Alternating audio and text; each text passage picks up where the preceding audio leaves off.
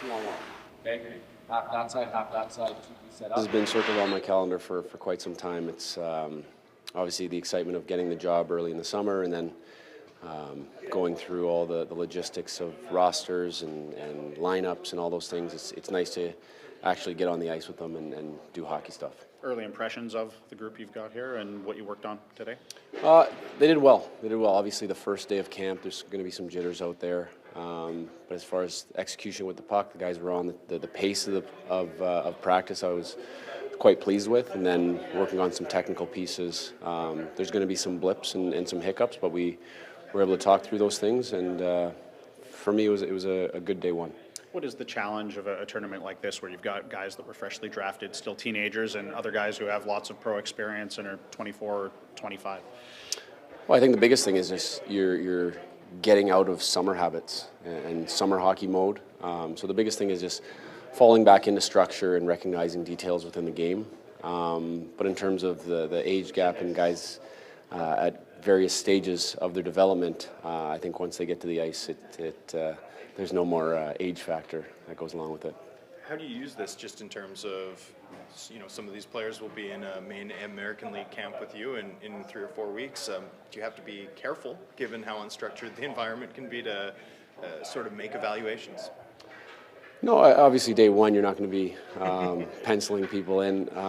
It's more really, again, getting out of the summer habits, stop playing kind of shinny pond hockey, and just getting their hockey brains turned back on, getting them into proper structure, obviously implementing the structure that we want to play this year, and at the same time getting guys ready, up and ready for Vancouver Canucks camp in a week's time. So it's really to get guys back into game mode and hockey mode and getting them in that competitive environment.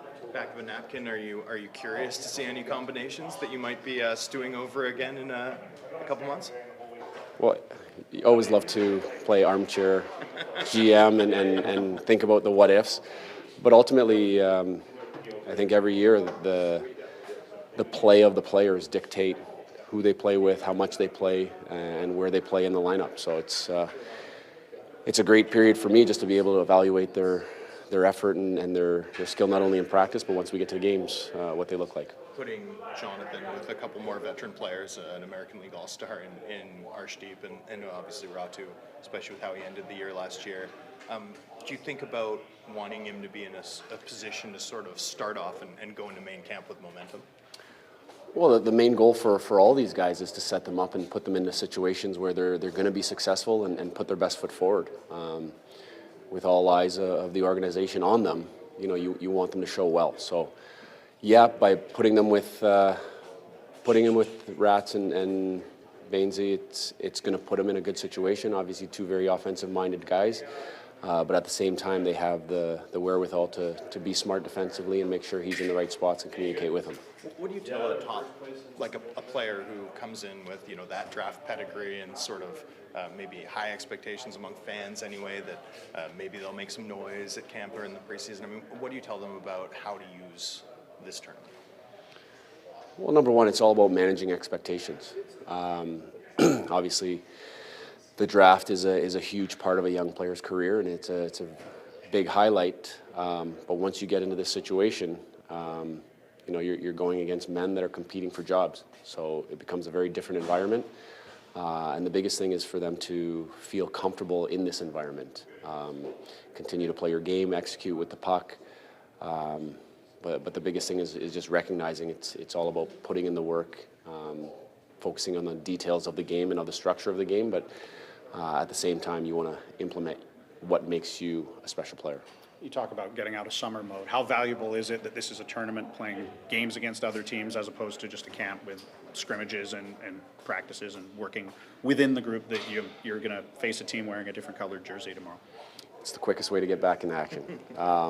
Obviously a lot of these guys know each other from training in the summertime, and everybody knows everybody throughout the league, but once you're in a different color jersey than your friends, it becomes real serious real quick. So I'm looking forward to the action tomorrow, just to get back into that game routine and seeing what these guys have been able to accomplish over their summer training. Felt pretty good. Play with Bainsey and Rat, so felt good. How about the opportunity to play with a couple of guys that have played in the AHL, have a lot of experience in that regard? Is that a good spot for you? Yeah, I think so. They're really skilled and good players, so it'll be fun. How do you look at what you want to accomplish out of young stars overall and the weekend here and the opportunity to play some games? Get ready for main camp. It's a lot of good players here, and I'll do everything, do my best every day, and have fun. Manny talked about, one of the big focuses of this weekend is getting out of summer mode and back into hockey. How much does the fact that there are games against other teams here this weekend and a lot of competition help in that regard? Yeah, you obviously want to win the games, and you got to be ready from the start. What are your expectations for yourself overall this year? Not just at Young Stars, but you talked about building towards camp as well. Yeah, do my best every day and work hard and have fun. JT Miller's an asshole.